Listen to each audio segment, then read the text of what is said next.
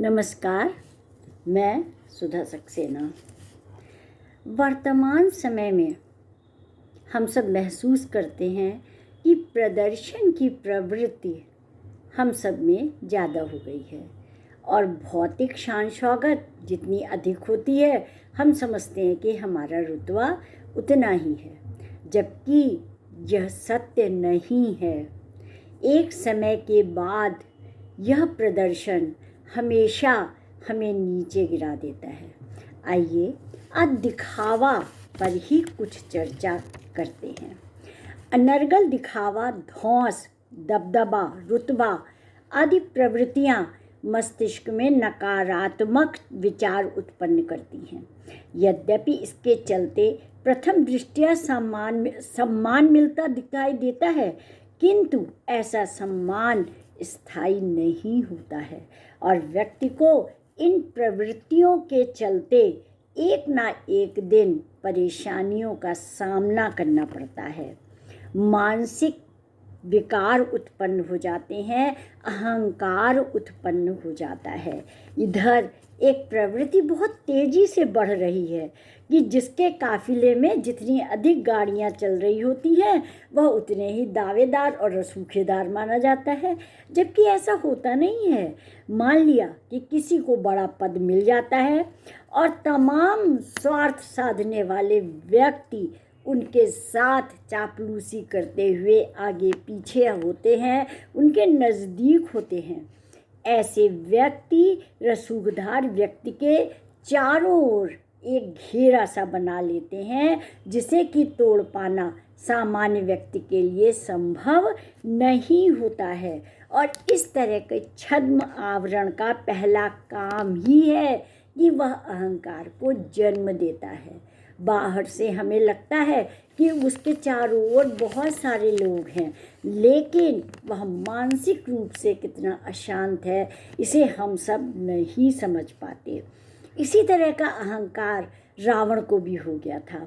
अहंकारी व्यक्ति के पास से सबसे पहले क्षमा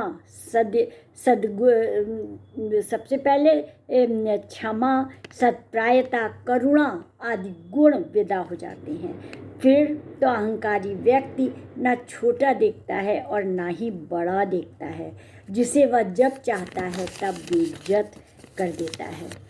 किसी से जोर जबरदस्ती नहीं, बल्कि प्रेम और अपनत्व से सहयोग और सम्मान लेने की कोशिश करनी चाहिए।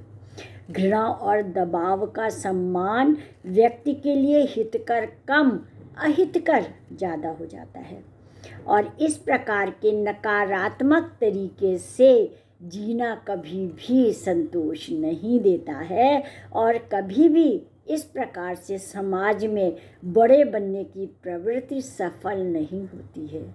कुछ समय के लिए तो हमें लग सकता है कि जब तक हमारा पद है, हमारा सम्मान है, लेकिन उसके बाद वह समाप्त हो जाता है। यह प्रवृत्ति व्यक्ति को मानसिक रोगी बना देती है और बालू पर महल तभी तक टिका रहता है जब तक तेज आंधी और तूफान नहीं आता है। कब यह महल भरभरा कर ज़मींदोज़ हो जाएगा, कहा नहीं जा सकता। अतीत की ओर किसी भी कालखंड पर दृष्टिपात करने पर यह साफ दिखाई पड़ता है कि अपने समय में आतंक, धौंस के पर्याय माने जाने वालों का नामो निशान तक मिट गया। इसीलिए कहते हैं अधजल गगरी छलकत जाए, अतः भरी गगरिया न छलकाए। इस प्रकार से अगर हम देखें तो नकारात्मक तरीके के जीवन और इस प्रकार के सम्मान से हमें बचना चाहिए। नकारात्मक जीवन का असर हमारी आने वाली पीढ़ी पर बहुत गलत पड़ता है और आने वाली पीढ़ी भी उसी का अनुसरण करती है, जबकि सकारात्मक भाव से पीढ़ी में सुधार आता है और वह सुधरती है। तात्पर्य यह है कि दिखावा नहीं, बल्कि गहराई से हमें जीवन को जीने के तरीके को सीखना चाहिए और अपने गुणों के द्वारा और अपने अंतर मन के सद्विचारों के द्वारा ही सम्मान प्राप्त करने का प्रयत्न करना चाहिए। तो आज इतना ही।